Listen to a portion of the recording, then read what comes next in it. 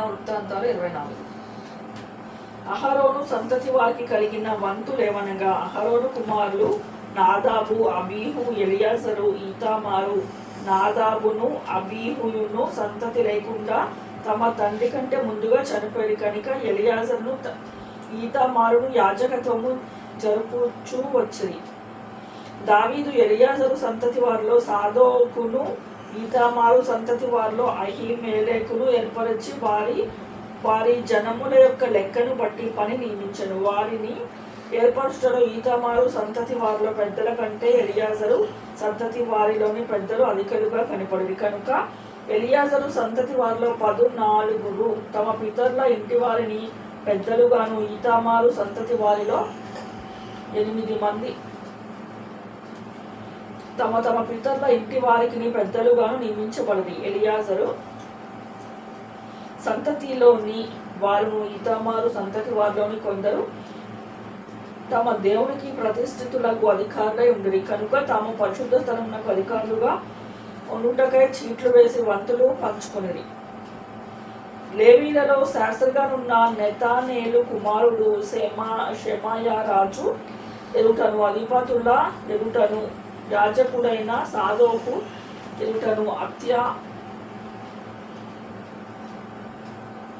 అబ్యాతారు కుమారుడైన అహీమెలెకు ఎదుటను, యాజకుల ఎదుటను, లేవీల ఎదుటను, పితరుల ఇండ్ల పెద్దలైన వారి ఎదుటను వారి పేర్లు దాఖలు చేశాను. ఒక్కొక్క పాత్రలో నుండి ఒక పితరుని ఇంటి చీటి ఎలియాజరును పేరిటను, ఇంకొకటి ఈతామారు పేరిటను తీయబడేను. మొదటి చీటి యెహోయారీబునకు, రెండవది యెదాయాకు, మూడవది హారీమునకు, 40 సెయరీమునకును, 5వది మల్కియాకు, 6వది మియామీయునకు, 7వది హక్కోచునకు, 8వది అబియాకు, 9వది యేషూవకు, 10వది షెకన్యాకు, 11వది ఎల్యాషీబునకు, 12వది యాకీమునకు, 13వది ఉస్పాకు, 14వది యెషేబాబునకు, 15వది బిల్గాకు, 16వది ఇమ్మేరునకు, 17వది హెజీరునకు, 18వది హప్పీసేసునకు, 19వది సెతాహాయాకు, 20 యహెజ్కేలునకు, 21వది యాకీనునకు, 22వది గామూలునకు, 23వది దెలయ్యాకు, 24వది మయజ్యాకు పడెను.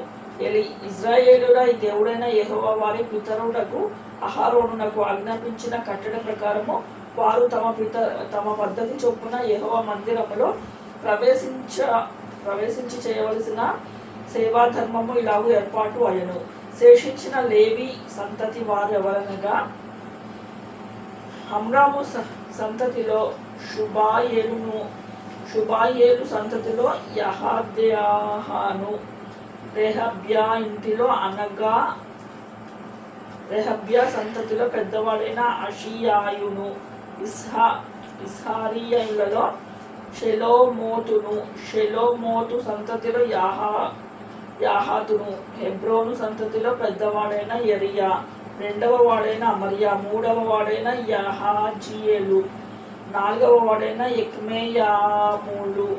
ఉజ్జియేలు సంతతిలో మీకాయును, మీకా సంతతిలో షామీరును, ఇషియా సంతతిలో జకర్యాయును, మెరారి సంతతిలో మహాలి మూషి అనువారును, యహోవ సంతతిలో బెనోయును.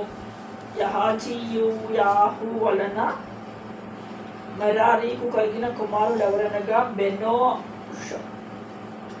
షోహాము, జక్కూరు, ఇబ్రి. మహాలీకి ఎలియాజరు కలిగెను, వీనికి కుమారుడు లేకపోయి.